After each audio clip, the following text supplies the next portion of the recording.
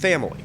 That word encapsulates the tradition at small-town Malvern High, especially on the football field. But behind closed doors inside this facility, a pandemic hit close to home. Family was put to the test as Coach Austin Warford contracts the virus away from the team after the 4th of July. We did have an assistant coach test positive for COVID-19. He was our offensive coordinator. He's a hometown boy, and the kids have missed him. He's asymptomatic. He's felt fine through the whole time, but he did have a family member that tested positive. We talked about this back when this happened. It wasn't going to be if, it was going to be when it happened. And it's happened. Everybody was kind of frozen and shook a little bit, you know, and there were so many unanswered questions. Is he sick? Is he going to be okay? Because when it happens, he had to go quarantine. He couldn't come up here and talk to the guys. I was surprised because me and Coach Warford were pretty close, and we play golf together and do a lot of things together. And I've called him and texted him throughout the time, and it surprised all of us. Kind of hurt because he's a great guy, but he did good by going to get checked out. I still text him every day and ask him if he's okay. We miss him. He's a big part of the team, even though he's a coach. Everything's been positive. The coaches, the players, a ton of them reached out to me. Was just checking in. A lot of them thought I was sick or feeling bad, and I said, guys, look, I'm fine. Just got to be quarantined for 2 weeks, and I'm gonna miss you, dude. Coach Warford's diagnosis has a silver lining.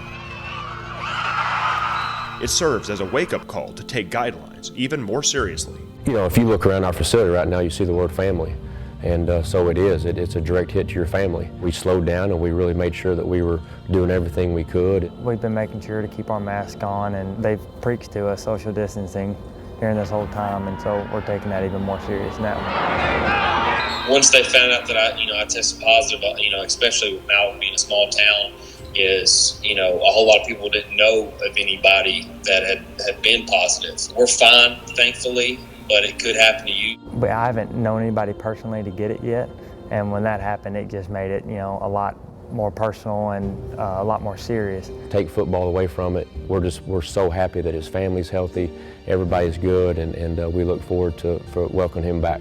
It'd be great to have him back and miss him, like I said, and he's a big part of the team, and it would suck not to have him next week. With everything going on, I think it puts it almost in kind of a different perspective, is to really, especially being off from March till May, it kind of puts in that light of to cherish every moment you get with the guys, with the coaching staff, and to make the most out of the time that we do get. We're taking every safety precaution that we can to provide a safe playing environment here. We'll continue doing that as long as we have these restrictions, and we just look forward to Coach Warford coming back next week. We need him, the kids love him, and we just want to get through this and move on.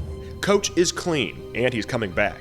For a football season, that's still up in the air, but the Malvern Leopards certainly hope so. My personal opinion right now, I think it's 50-50.